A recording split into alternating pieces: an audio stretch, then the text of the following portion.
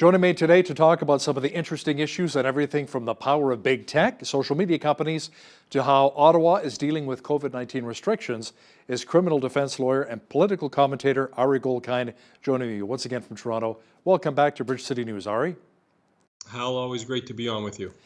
News this week that the common-law wife of the Nova Scotia gunman who killed 22 people last spring has been named in a lawsuit launched by some of the victims' families. Now, we all obviously ache for the families, what they're going through, but I thought Lisa Banfield was also someone who was abused by the gunman. Can you really explain and share why she's being sued? Sure, and it appears offensive when you first see the headline. Why is somebody who's a victim of Wortman, the perpetrator, being sued by a bunch of lawyers looking for a deep payout for the victims who were justifiably victimized? Why go after another victim? There's something very oxymoronic about that.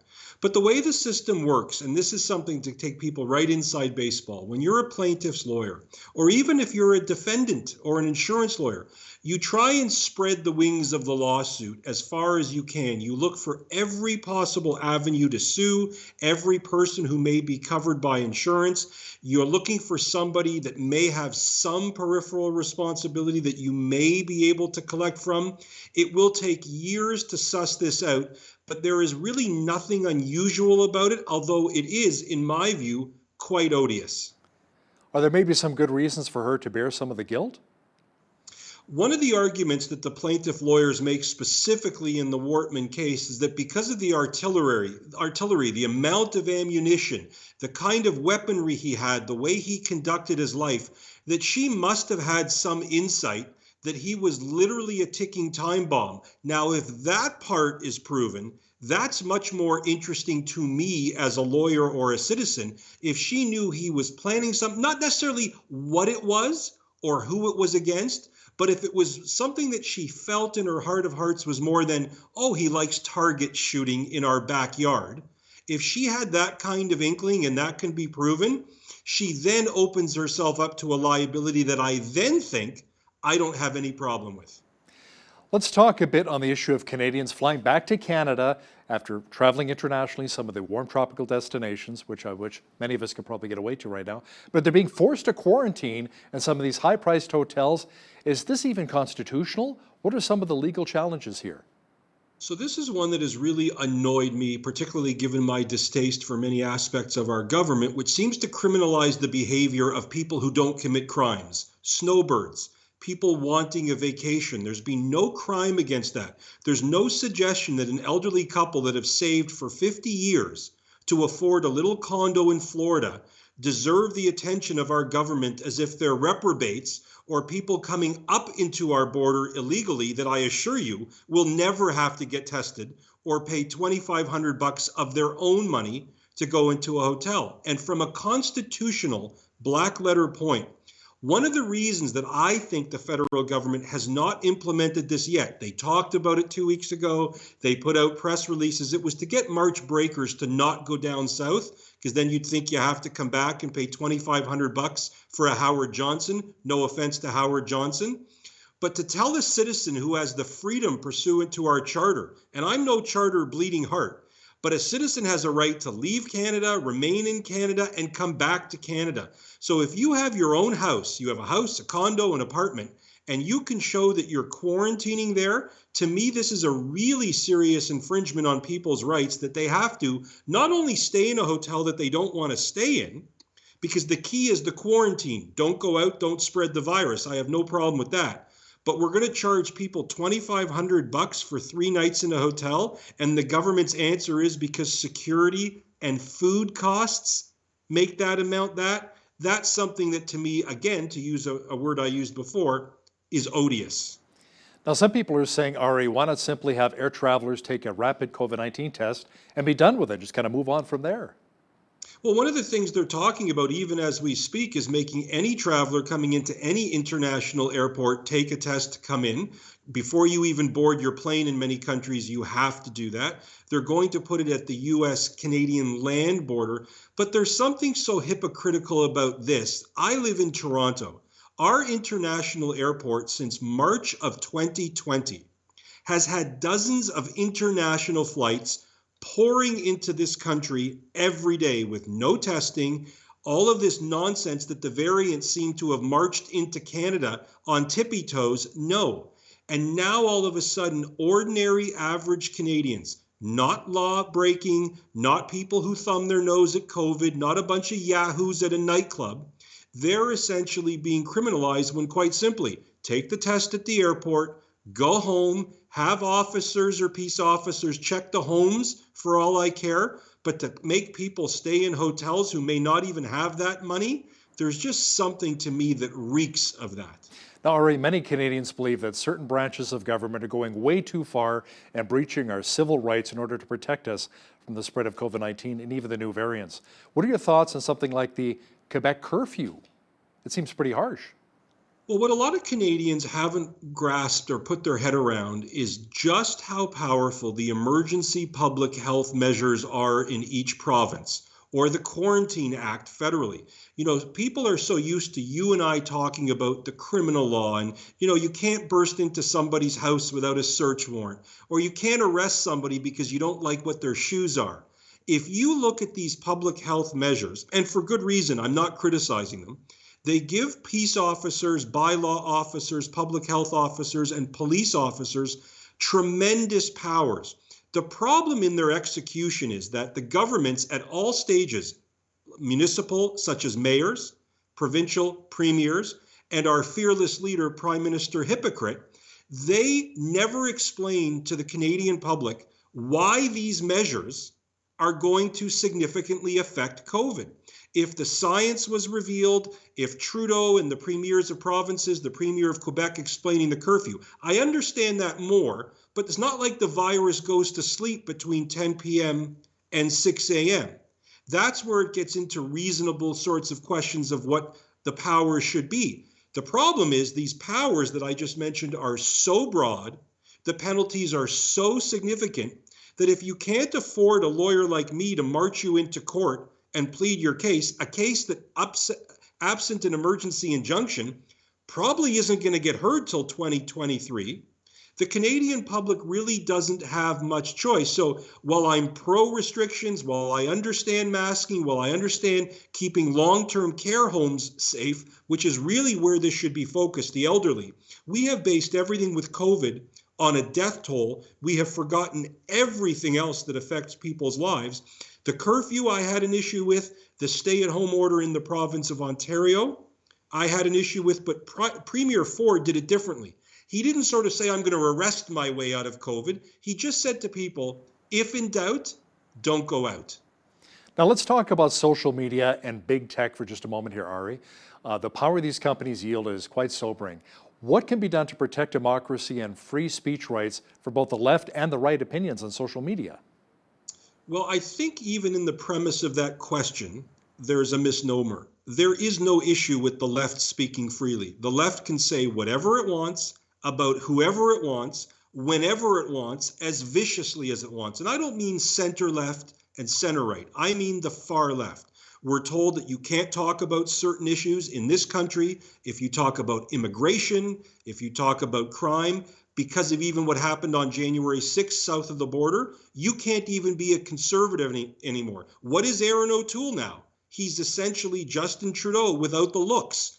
That's a problem when we talk about the freedom of speech issue, because right now, and I'm not even saying I'm on the left or right, my politics don't matter, but the threat from big tech, which people should understand, big tech is run by people who are far left. That is Silicon Valley. They are literally now much more powerful than governments. So when I hear some people say, well, it's private companies regulating Trump, it's private companies, they can do what they want.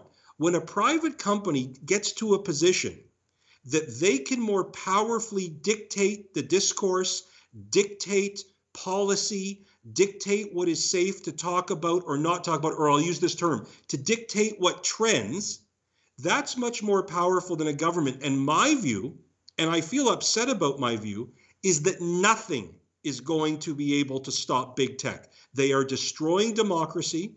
They are destroying elections. They give what are called in-kind donations. 99% of people don't know what that term means. They think I'm talking about an in-law. You have to disclose in an election If I give you, Hal, you're running for office, $500, I have to disclose that, and there are maximums. But if I'm big tech and Twitter and I want Hal to lose, I can change, as Google and Facebook do, my algorithms so that Hal and his platform disappear. That's Wow. how strong a rebuke we have to freedom of speech now, and it is not two-sided. It is saying there is only one position, and anything else ends with the term ism or ist, and that is dangerous. You know what's really interesting, as well as some of the interviews we've done, COVID, we've talked to some doctors, some other specialists, epidemiologists who maybe didn't agree with the majority. We posted those videos on YouTube.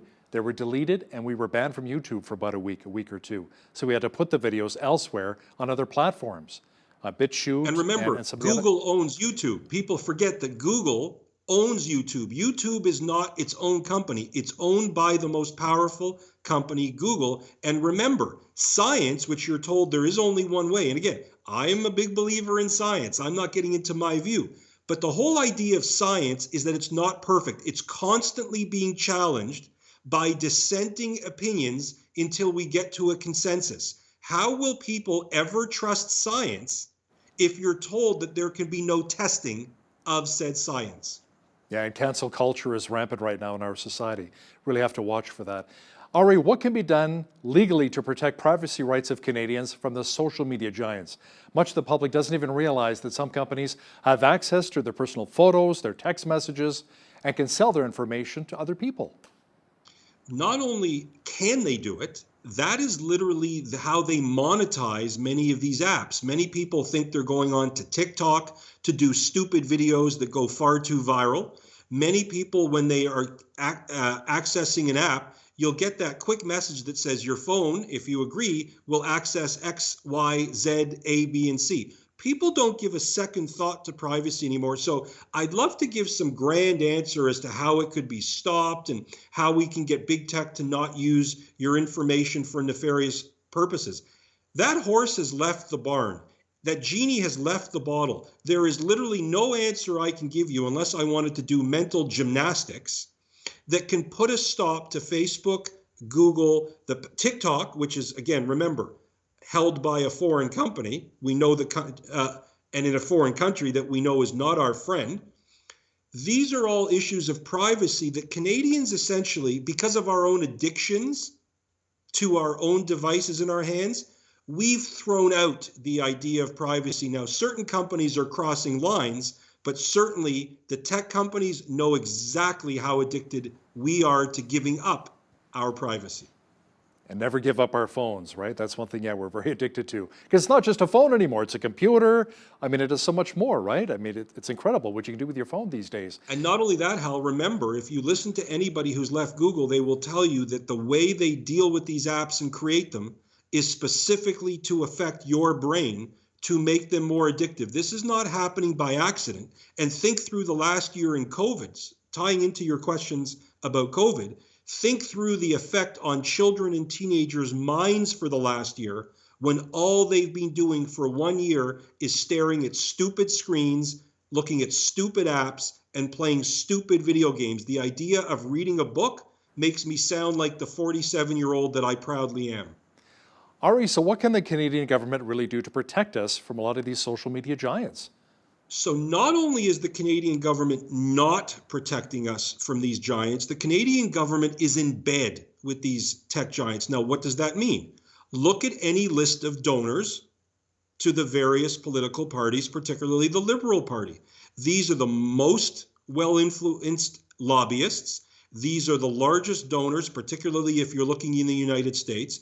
Not only is the Canadian government feckless, and that's the right word, against big tech. And by the way, it's a big issue given my answer earlier about how big tech dominates the conversation.